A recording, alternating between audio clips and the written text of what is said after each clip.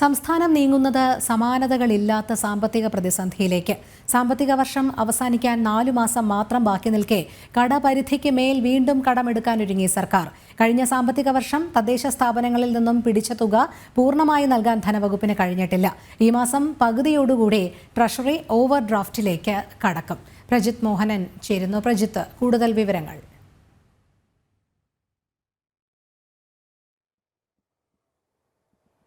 ഈ നടപ്പ് സാമ്പത്തിക വർഷം അവസാനിക്കാൻ ഇനി ഏതാണ്ട് 4 മാസങ്ങൾ മാത്രമാണ് ബാക്കിയുള്ളത്. ഈ സാഹചര്യത്തിൽ തന്നെ സംസ്ഥാന സർക്കാർ ഏതാണ്ട് വലിയ സാമ്പത്തിക പ്രതിസന്ധിയിലേക്ക് കടക്കുന്നു എന്നുള്ളതാണ് നമ്മൾ മനസ്സിലാക്കേണ്ടത്.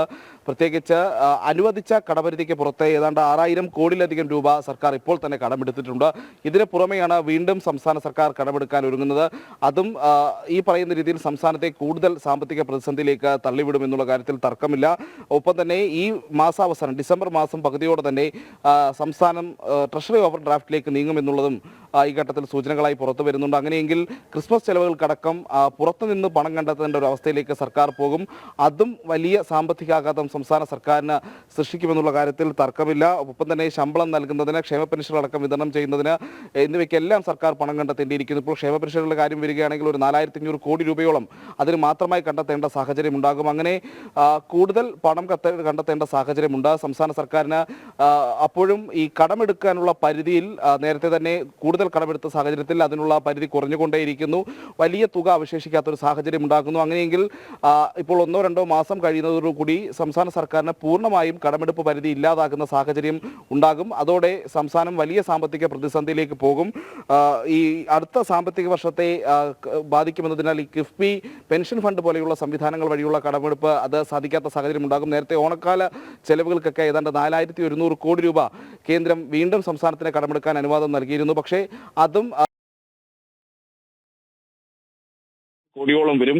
ഈ 3000 കോടിയുടെയൊക്കെ ഡിഫറൻസ് ആണ് സംസ്ഥാന സർക്കാർ എല്ലാ മാസവും ഈ കടമെടുത്ത് നികത്തിക്കൊണ്ടിരുന്നത്. അപ്പോൾ ഈ കടമെടുക്കാനുള്ള പരിധി ഏതാണ്ട് പൂർണ്ണമായും ഇല്ലാതാകുന്നത് ഈ രീതിയിൽ ആ കടമെടുപ്പിലൂടെ പണം സമാഹരിക്കാനുള്ള ഒരു സാധ്യതയും സംസ്ഥാന സർക്കാരിന് മുന്നിൽ തടയപ്പെടുന്ന സാഹചര്യത്തിലേക്ക് കാര്യങ്ങൾ കൊണ്ടുപോകുന്നു എന്നുള്ളതാണ് നമ്മൾ മനസ്സിലാക്കേണ്ടത്. നേരത്തെ ഈ സഹകരണ സംഘങ്ങളുടെ കൺസോർഷ്യവുമായി ബന്ധപ്പെട്ട ഒരു 3000 കോടി രൂപ കൂടി കടമെടുക്കാനുള്ള ഒരു തീരുമാനത്തിലേക്ക് സംസ്ഥാന സർക്കാർ പോയിരുന്നു. അതിനുള്ള നിർദ്ദേശവും നൽകി കഴിഞ്ഞിരുന്നു. പക്ഷേ അപ്പോഴും ഈ സഹകരണ സംഘങ്ങൾക്ക് സർക്കാരിന്റെ ഈ നടപടികളിൽ തീരെ വിശ്വാസമില്ലാത്തൊരു സാഹചര്യമുണ്ട്.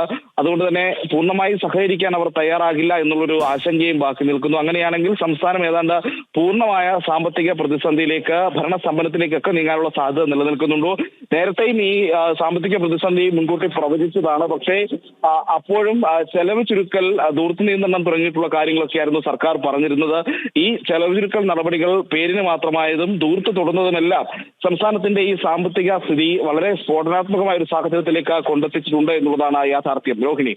ശരി, പ്രജിത് മോഹനനാണ് വിവരങ്ങൾ നൽകിയത്.